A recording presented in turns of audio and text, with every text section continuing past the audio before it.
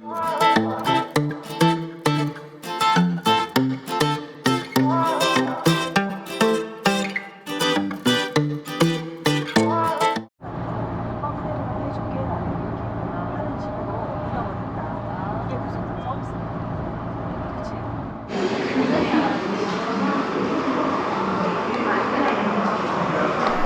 everyone, continuing from yesterday's vlog. I'm right out on the tarmac right now, heading out of Gondar airport, taking a quick 30-minute hop eastward towards Lalibela, which is of course probably the one place everybody knows in Ethiopia.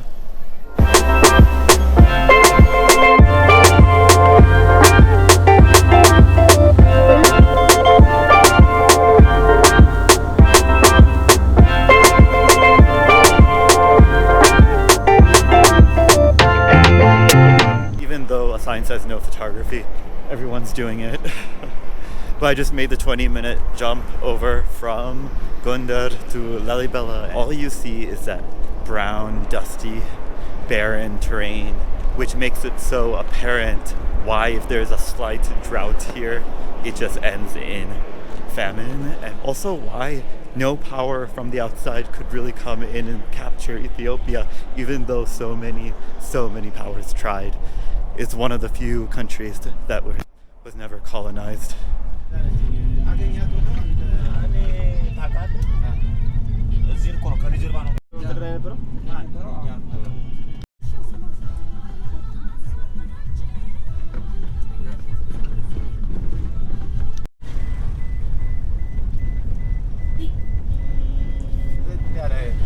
I just left the restaurant, taking the short 3 or 4 minute walk back to the hotel, walking around and see what else we can find along the way, because I've got all of today here in the town.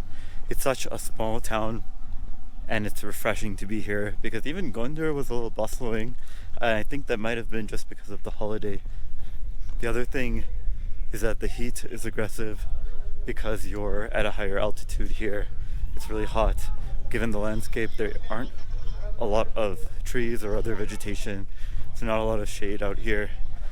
And then another aggressive point is also the flies. For some reason, I don't know if it's just that they're attracted to people who are new in town, but I've been aggressively attacked by the flies here the moment I got out of the van, and even sitting in that restaurant. Hopefully those are the only aggressive things I find here in Lalibela.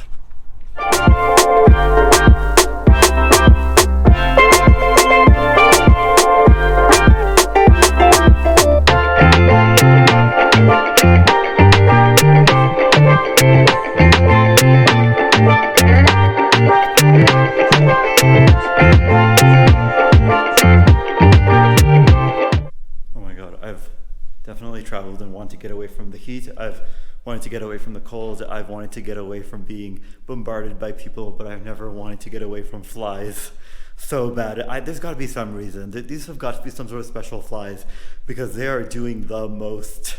Right now it's about 4 or 5 in the afternoon. I'm just going to get some rest, take a shower or something, and then see what else there is to do in town. Tomorrow we're going to be spending all day checking out these most famous churches, which are carved out of large chunks of rocks, because wherever that happens, people love to visit them. So with that, I'm going to see you all in a bit. Oh wow, it's been a complete experience this evening.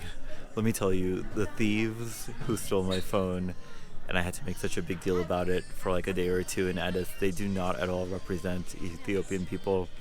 I went out this morning thinking I would get a beer or something, or find something to eat. I went to the same place where I had coffee, but it had turned into complete night mode. All the lights and everyone was having their beers and everything. I took a seat down next to some people, said hi, and they completely, launched into a whole conversation. Really met them. They were really, really cool people. It was one guy, his wife, and then as well as his boss. And the one guy is a deacon. And then it was a guy who works with him, and then the deacon also runs a hotel here, and then the other guy was an employee and his wife. And today we just talked a lot, shared our experiences here in Lalibela as well as in Ethiopia. They ended up paying for my beers. They wouldn't even let me pay. And then I told them I was a little hungry and I would stop by to grab something to eat before going back to the hotel. They told me the best spot to like grab some food. They wouldn't let me pay for my food. They paid my bill, brought me here, left me here, and then they were like, okay, we need to go home to eat with our 2 children.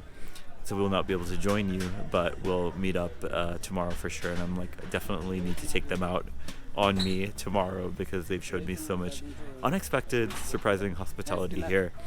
So this is all just to show that you cannot let one bad experience that is not representative, a few bad apples, I guess, sour the entire bag of a country. And people here are so desperate to show you that there's an image of Ethiopia that is very contrary to the starving, famine-ridden country that you will probably see on the news. Everyone told me not to come to Ethiopia for those exact reasons, and everyone just goes out of their way to show you the contrary side of the country. This is the non-dominant narrative that you typically will not see about the country. If there is a staple food that is equivalent of dal and rice or lentils and rice, in Ethiopia it's this, it's shiro with injera. You've got your lentils with your carbs, and probably the simplest dish that you can have here, and that's kind of like what I've been craving, so that's exactly what I've ordered. And I'm ready to say goodnight to you all. I'm back in my hotel. Ethiopia is so much more than what you see on the TV about the Tigray conflict, about famine, about drought, about starvation and poverty and the like. And people are trying so hard to rebrand themselves and rebrand the image of their country. And so just because I had one bad incident so far on this trip and it was here in Ethiopia does not add to that image of all the other bad things that the West is trying to shoot at you on your TV screens. So I want to be fair, and that's my job. Anyway, I hope you enjoyed taking a look at Lalibela today, at least first impressions. But with that, bye everyone. Today I'm actually here for what most people actually come to Ethiopia, or specifically Lalibela for. This complex comprises of 10, or some might say 12, churches, but they've all been carved out of a single piece of rock. And the thing is that it was commissioned by the king Lalibela himself, so that's how this town got that name. These are not just a UNESCO World Heritage Site, but they're also actually living, breathing churches. There's still people here worshiping, locals are here worshiping, pilgrims are here worshiping, and the churches still perform services and masses and the like. So let's go and let's start exploring the churches one by one. We're at the first cluster right now. They're grouped into 3 clusters, and so the first cluster is the northeast cluster, comprising of 5 churches. Yes. So we'll take a look. Maybe 51 or 50, over 50% out of the total population. Stopping at our first church that you will enter right after you cross the ticketing checkpoint, and that is Beit Medani Alam. Beit is the same as Arabic, like house of the savior of the world, same words. And you can see on one side it's all columns that have been reconstructed by the Italians in 1954, but on this side you've got some of the original columns. You've got a pond for baptisms being to take place here. You've also got a really interesting design here, which is a swastika interlaced with a cross. And so the thing is that the swastika is meant to represent Jesus himself as the sun, and so that's what the swastika kind of looks like. So it's interesting how different cultures come up with sort of very similar designs, but with very different backgrounds and significances. And we see that coming to play here in Ethiopia for sure, given its geographic location and cultural influences.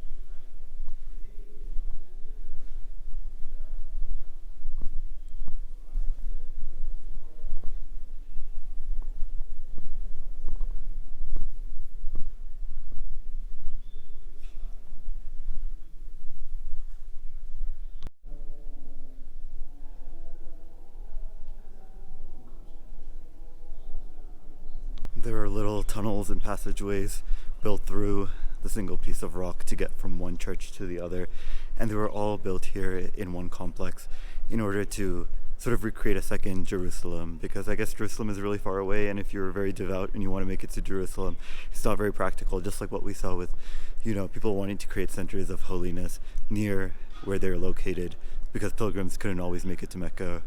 The same situation here. Pilgrims couldn't always make it to Jerusalem, and so they wanted a second Jerusalem which still held a similar amount of significance for Ethiopian Orthodox Christians. And so they have all these churches here. And even like in the first church that we visited in Beit Mediani, to the degree that they tried to recreate that significance, they even have three empty tombs, one for Jacob, one for Isaac, one for Abraham. all they're lying empty to sort of recreate, give that same ethos of Jerusalem. You hear these prayers being recited on a loudspeaker here all the time, and it's not in the colloquial language of Amharic, it's in Ge'ez, G-E, and it's like apostrophe easy, and that is a liturgical language which maybe might have been spoken way back when, but now it's only used for religious purposes, kind of like Sanskrit for Hindus, but nobody can really understand it, and it's pretty much just used in these kind of recitation, incantation kind of purposes. And you can't understand any Ge'ez. I can read it, but I can't understand. Okay. I use the same letters to write it. Okay. Yeah, so it's very similar to, I guess, Quranic Arabic if you just know colloquial Arabic, or Sanskrit if you just know Hindi. You can read it, but you can't understand any of it.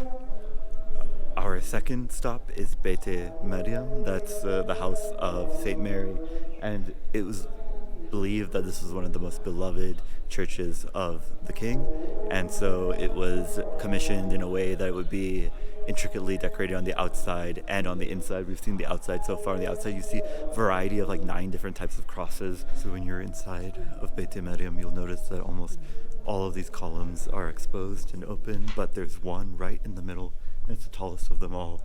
However, that one is covered in a white cloth, and the reason for that is that the oral tradition says that that column contains the secret of the beginning and the end of the world, written in Arabic, Hebrew, as well as in Ge'ez, the local liturgical language. And so it's been covered, and only the priests and deacons can access that most sacred part of the temple behind the curtain.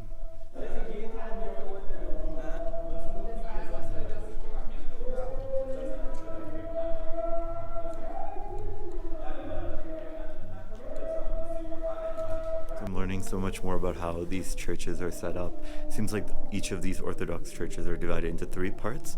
One is where you would take communion, which is this main area, and then one is where there would only be recitations, and then there's one place behind the curtains usually where only the priests can access, and that's where the replicas of the Arks of Covenant are kept, because the original Ark of Covenant, which I'm learning, is like a piece of scripture that's kept at the original church in Aksum, and it's not accessible all the time, and we're not going there. So all we get to really see is the replicas. We don't even get to see the replicas now, but it's during Timket they take out the replicas, right? Yeah. But yes, it's exactly during Timket they remove the replicas of the Arks of Covenant from the churches and parade them through the streets. And that's what everyone gathers around to really want to see, because for the rest of the year they're hidden behind curtains, and only the holy men get access to them. So if you're actually familiar with Christianity, with the Old and New Testaments, their stories, their significances, their characters, I think you would really enjoy this, or at least be able to take out a lot more from this experience than I can. I'm getting a lot of information about different numbers and 12 apostles and this many commandments and that many that. And for me, it's just amazing the practical nature of building this whole rock church complex, and what would drive somebody to do this, and how it represents the significance of Ethiopia at one time. I was told it was really like one of the major civilizations, and Ethiopians trace their lineage to the empire of Aksum, which is just north of here, but not really able to visit right now just due to the conflict. These flies are really coming at me. But you can see from the grandeur from which the people have come from, how they're so proud of where they come from, how they're so proud of never having been colonized by Europe, despite so many efforts to conquer this land and its wealth and its richness and traditions. But yeah, from up here you get a great view of everything we just saw in this first northeast complex of churches. I will say there is a very interesting tick that happens when you overhear Amharic, and if you're not used to it, you don't really know what it means. But people very frequently will take like a little bit of breath, or like they'll gasp like, and that. I had no idea what it meant when I first heard it. When I came to Addis, I was like, "Oh, what? Like what just happened?" Because, and then I had to look it up. But I think it just means like a or okay or yeah kind of thing. But if you're not used to hearing it when you first come to Ethiopia, you're just gonna always be like turning your head, or be like, oh, what just happened? Or you're gonna gasp back, but in a sign of disbelief, and people are just gonna get confused, and then everyone is just gonna be confused. So just so you know, that's one thing you're gonna overhear a lot. And it's going to stick out from the language, but that's what it means. It's just like a acknowledgement, whatever that is. So we're at the top of the hill overlooking the courtyard of the northeast cluster of the churches, and they're all laid out in a way that's very intentional. They're meant to obviously symbolize a cross. So you've got the different churches all around you, and if you look at it from above, from a bird's eye view, it's going to look like a cross. And so you've got this on this side, you've got the gorgeous hills surrounding Lalibela on the other side, and it's amazing to think that all this was constructed. How long did it take to build all these churches? It's 23 years and 6 months. 23 years and 6 months to build this entire complex. And which year did they start? It's in the 12th century. In the 12th century. Yeah. Yep, in the 12th century. You just heard the gasp. Yeah. We've literally got to pass through all these little tunnels to get from one church to the other.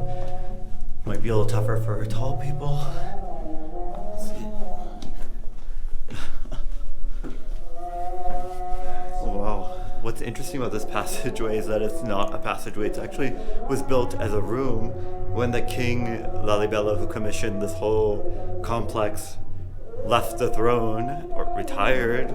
He decided to be a hermit, but he still wanted to stay close to the temples. So the temples are right here, the churches are right here.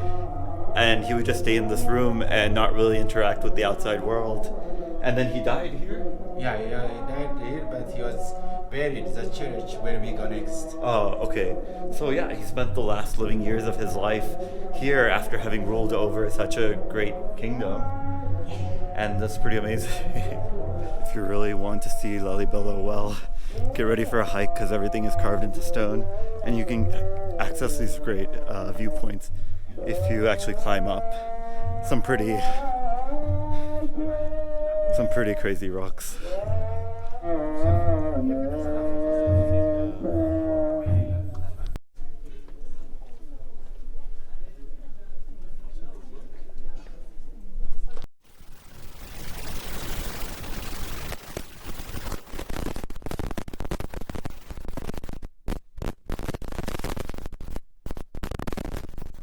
Just how deep this rock is. Difficult it must have been for those who constructed this complex to have carved out these structures from the piece of rock. I mean, this isn't a small piece of rock at all. We're approaching the most emblematic of the churches here. It's probably, look at that. Look, the roof of the church is inclined to the west, and the south and the north. Yeah. It has gutters, the roof, and it drains waters during the rain season. Oh, wow. So it wouldn't accumulate on the top of the roof. They thought about that when they constructed it. Yeah, they did it intentionally, you know. It's inclined a bit to the west, to the north and the south.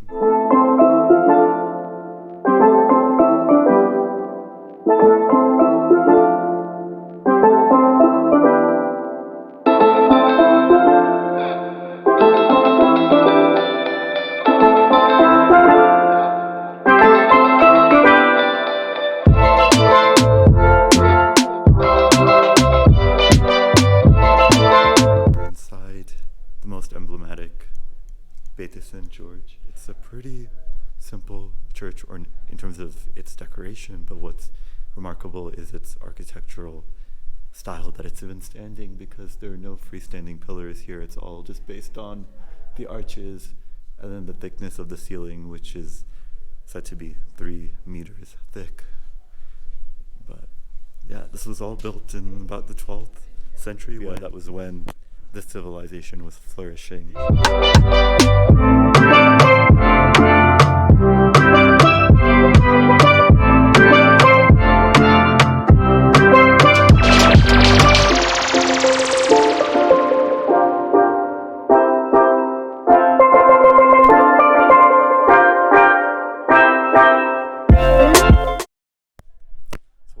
This most emblematic view of Lalibela to show you all, I want to tell you some of the practicalities of visiting. The thing is that these rock-hewn churches are like right in the middle of town.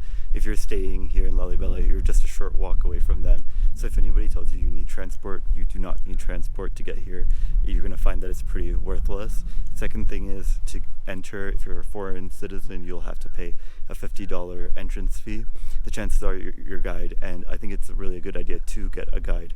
Chances are, if you have a guide, they're going to want to be paid in USD, just because there is a lack of foreign currency here. And so what's going to happen is you're going to probably pay them in USD for everything, for the entrance fee $50, and then how much ever they want for their guiding fee. My guide wanted $45, so that's how that's going to work. And then the guide will probably pay in the local currency in bir to the actual ticket office, the $50 equivalent, for you to enter. And there's another 300 bir fee for me to use my video camera, and they do check your entrance ticket, and they're going to check for your camera ticket in almost every church you enter.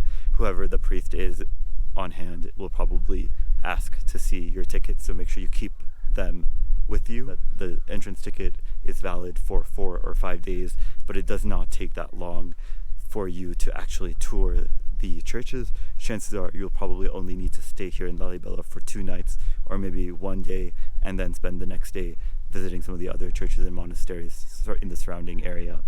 It's like 2:30 p.m. right now. We just left the hotel to check out what's known as the second cluster. I guess the third one is just St. George, which we saw earlier in the morning.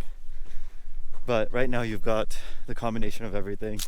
You get the high altitude because we're over 8,000 feet here. You've got the heat of the afternoon. You've got the flies as enthusiastic as ever.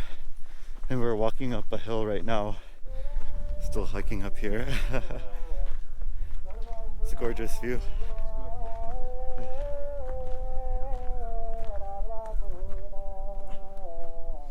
Those are still the prayers. Yeah.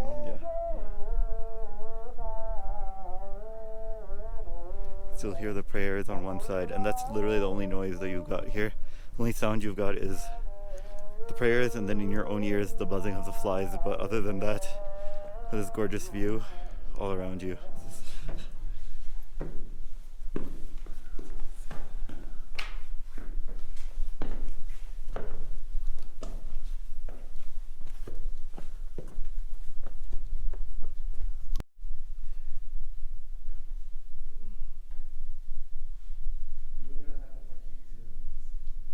Apparently there are 2 ways to get to the next church. One is like the nice bridge right here, and then there's another way that literally kind of represents the stairway to hell. And there's like a 50-meter tunnel where you're not allowed to use flashlights or any kind of light to guide yourself through, so you just have to go down the steps and then go through the tunnel and get a feeling of what hell is like. So my guide was like, yeah, I want you to do that. So just making it out of the tunnel of hell right now. I feel like it got extra hell because I also had my sunglasses on in there, so it was extra dark. Right at the end of the tunnel from hell, you have to also climb up a set of stairs to get back to the churches. Symbolized by the heaven. Yeah, exactly. They don't if you're in hell, it's hard to get out of hell, right? Yes, yeah, it is. Yeah, so now we're at the next set of churches up here. Yeah. And if you're at the church, that's a good thing. A good thing. You have another opportunity to go to heaven. To go to heaven. After we saw the hell, nobody will do any sin. Yeah, exactly. I don't want to be stuck in that channel. What's really interesting is that our understanding of Lalibela is evolving up until today. Even today, despite the existence of these churches since the 12th century, there's still some contention as to what purpose some of these buildings served, especially this one, the Bete St. Mercurio, and then the one we just visited, which contains the two churches of Raphael and Gabriel. Modern scholars actually believe that they have not been churches since the 12th century. Recent excavations lead them to believe that some of these current day churches were actually serving different purposes, such as a royal residence, and this particular structure was actually a judiciary because there were shackles found nearby. However, at the same time, church scholars will insist that these have been churches and have been operating as churches since their inauguration in the 12th century. I still can't get over just how difficult it must have been to even think about building a structure like this. I mean, let's not even talk about practicalities and how you're going to recruit and then oversee and plan and just engineer this whole operation, but you can see just how deep we are.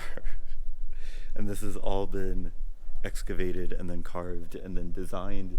And you couldn't just design it however you want, be like, oh, I just want to build some sort of structure in the rock. It still blends different cultural influences from the empire which came before it, the Axum Empire, and then creating its own unique aesthetic here in Lalibela.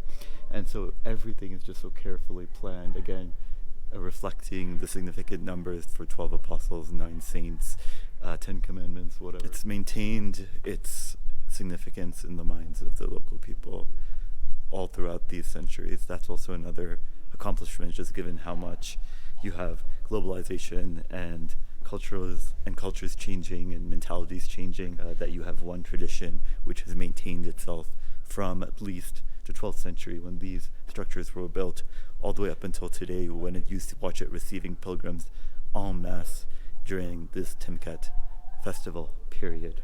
That's an amazing, amazing cultural accomplishment. So I just finished touring all 3 of the complexes of the rock-hewn churches, the sight to see here in Lalibela and in Ethiopia all together. And so I just rested a bit, showered, and I think I'm ready to hit the town for the evening.